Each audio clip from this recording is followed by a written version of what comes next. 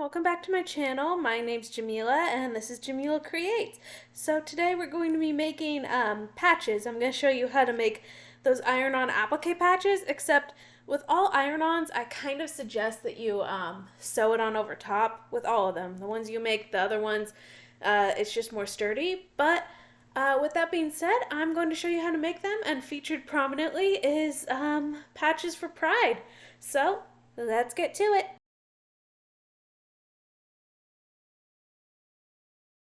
So I have all these templates. It might be faster to do this on Cricut, but I didn't feel like it. So I have a couple of Pride ones, and then I have all of these because I started doing the Pride ones before realizing that I have this to do and I should probably do things one at a time.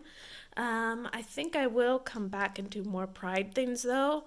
I just really want to show y'all how this goes. So yeah, these are all on cardstock, and what I'm going to do now is I'm going to put them on a double-sided interfacing. I'm just going to cut out the basic shapes, and then I'm going to cut those same basic shapes onto this white fabric, and I'm going to face those together, and then I'm going to take my template and start cutting the little pieces out. Please excuse my messy desk, but you can see I have these together. Now what these are is, this is the double-sided interface, and you can see the outline right here. I just put it on a square because I thought that'd be easier than trimming it down. So the next step is to trim it down, and then I'm going to cut each color of this, or each section that I want separate, and then we're going to use that as like a pattern for how we're going to cut out each piece of fabric. So first I'm just going to go around this edge. Actually, I'll stop narrating so I can speed it up.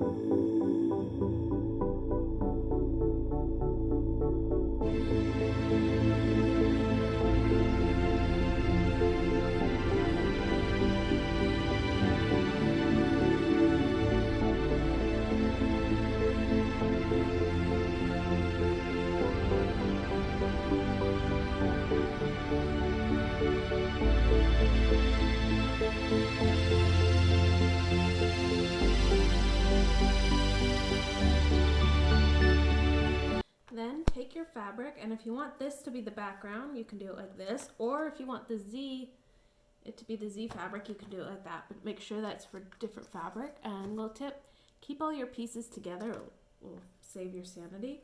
Once you figure out which side, I'm just going to flip it this way and trace it on here, and then I'm going to cut it out, and I'll have that ready.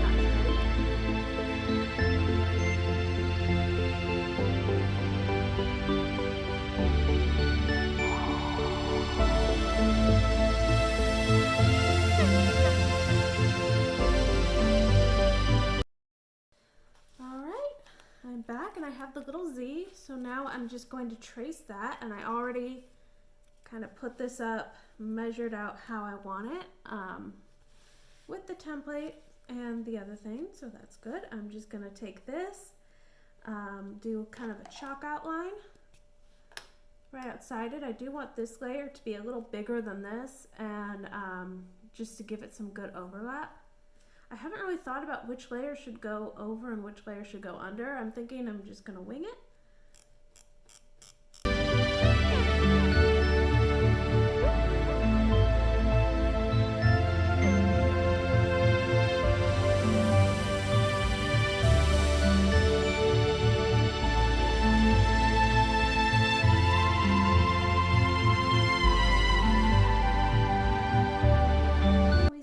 Something that looks like this, I'll have to trim it first, but the next step would be to take the paper backing off of this thing and fit them together again and iron them together again.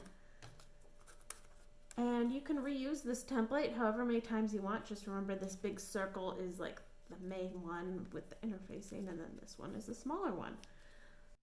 So now what I'm doing is I'm just taking the colors of the rainbow that I had cut out earlier, and I'm cutting them on well, I'm tracing it onto fabric and then I'm cutting it from the fabric.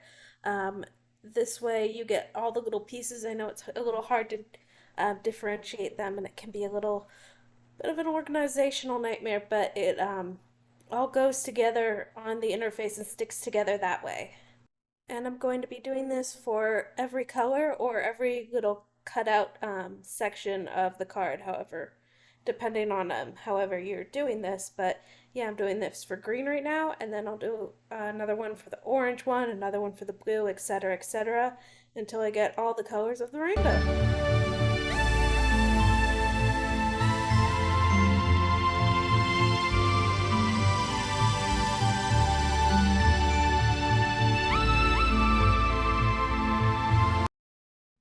Right here, I'm just putting all the pieces together so you can see them taking the paper off and putting the shape on top of it. And of course, I have that plain white paper on the other side. You'll have to put another layer of this double-side interfacing on at the end, but I like this method because it makes it that much stronger because these patches do need some strength behind them. I'm taking a wet rag and putting it in between the fabric and the iron and just using that to press it down. After this, I'm going to secure it all with a zigzag stitch, and that'll be it.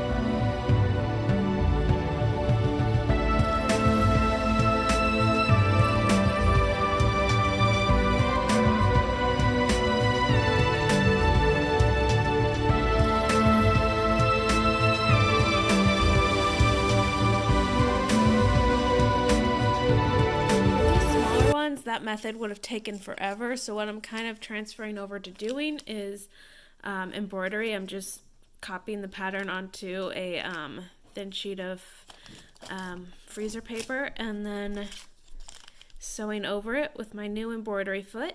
That thing is cool, but it has a bit of a learning curve. I'm not sure I can teach someone else how to do it, but I'm starting to get the hang of it. It's just a lot of like free motion and stuff. So yeah, I have this, and then I'm filming with my right hand. Might backfire. I just rip off the freezer paper, which I'm not going to show you because I'm having trouble controlling it. So there are a few methods of this that can be really cool and work really well, but my favorite that I just found was if I trace a pattern, top stitch it on with just a straight stitch, peel off the paper, and then go over it with a zigzag. That way, like you could do it with a chalk outline, but that way it's easier to see than a chalk outline.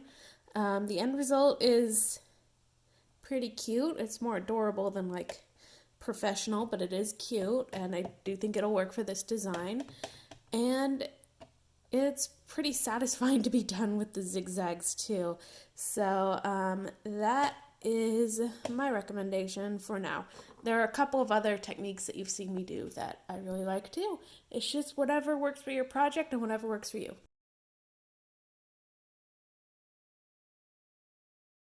Alright, so the last step, I have this set to a zigzag stitch with a very narrow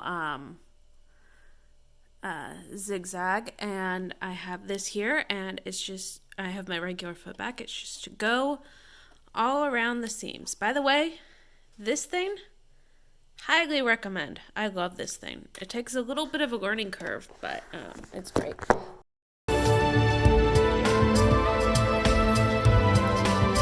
you take this patch and put it upside down so that the paper is facing up here, and I'm just going to trace this and then iron it together into an applique. And here are all the patches that I finished. These are all the Pride patches. The other ones are all finished but not quite ready yet. I'm going to do a whole reveal in my next video with that jacket, so stay tuned. But these are just the Pride themed ones. And they have the paper on the back, so when you peel it off, you'll be able to stick it to the layer of fabric that you're working on.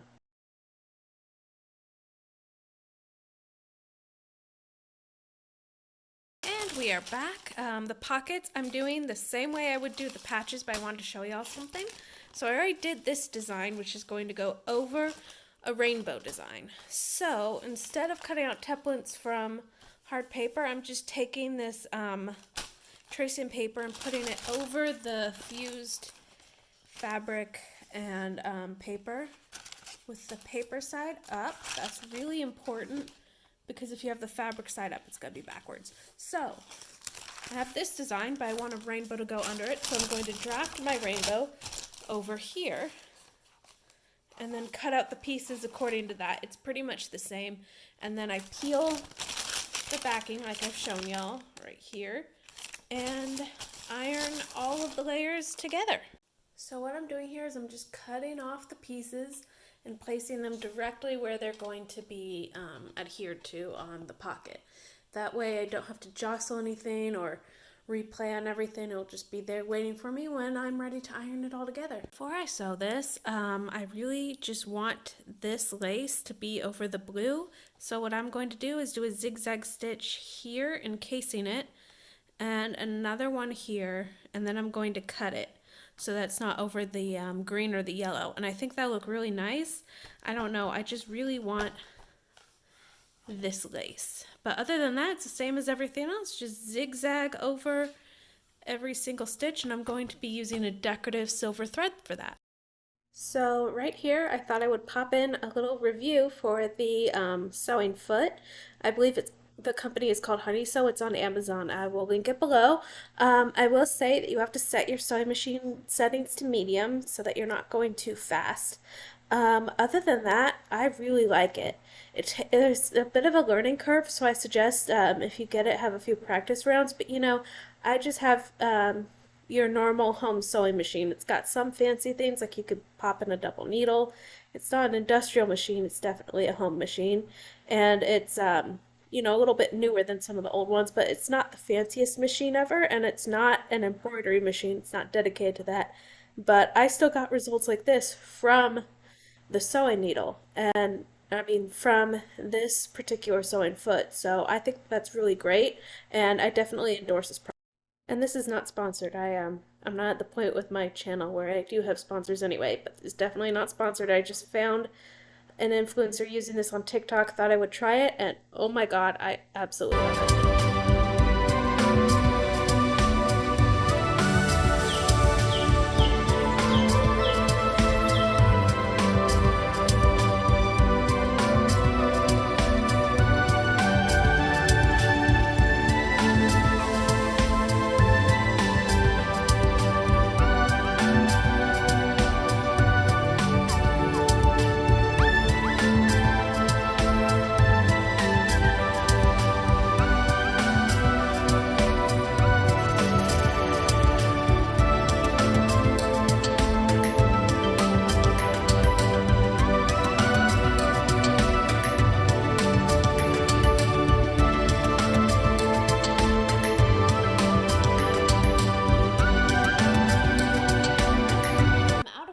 Thread, which is a problem I've been running into with this thing.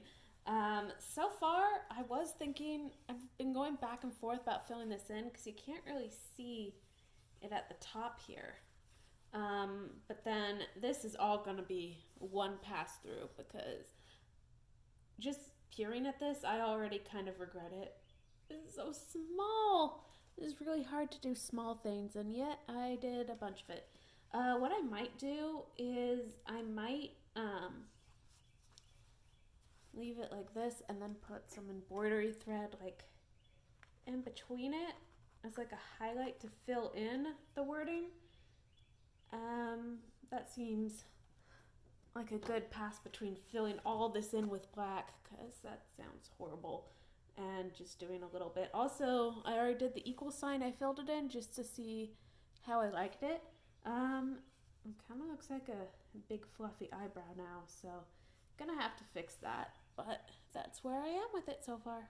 So here for the little ones, I just set these settings up here to be a higher zigzag and the same pace. And now I'm just filling in the words with one stitch instead of outlining.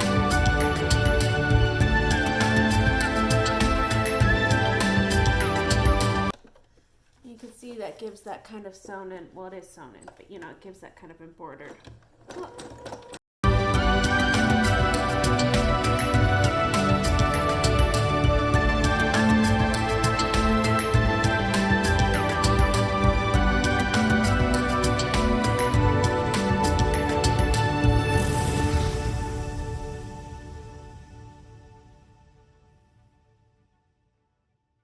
Check this out. I am doing this all by hand, and look at that.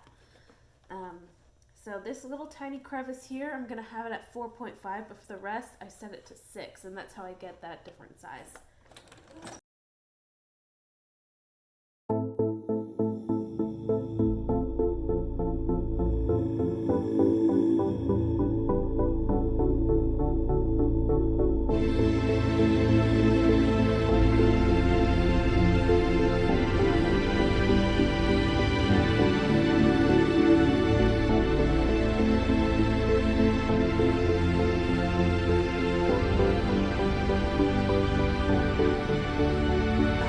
So for the pockets, you just want interfacing with the one side, so regular interfacing. Make sure the glue side is down, and you're just going to press it like you would all the others.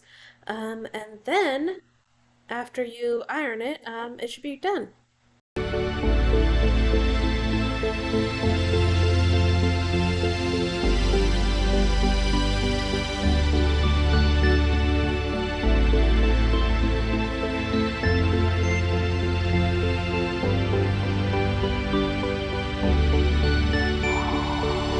Okay, so I'm at Goodwill. Hang on. Don't need the keys to be on. I'm at Goodwill, and I'm getting white shirts to match these. I have pride pockets. So this one even has words on it. So I need to find white shirts. I have a t-shirt that could work for one of these. But I need more, and I need button downs, and I need them now. So here we are at Big Goodwill. I like to go to other places like Project Safe and Divas, but I need something specific.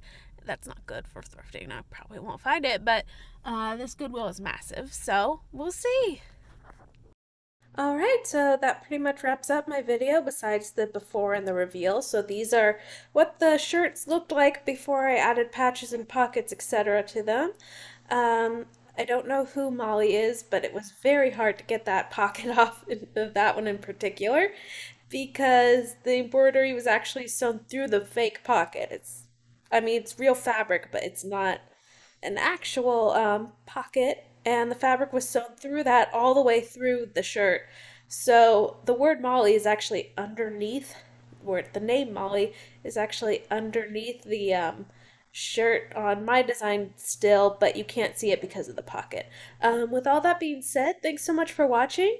I hope to see you in the next one. Oh, and these designs are for sale on my website. I'll link that below. But until then, thanks for watching. Please be sure to like and subscribe and all that fun stuff.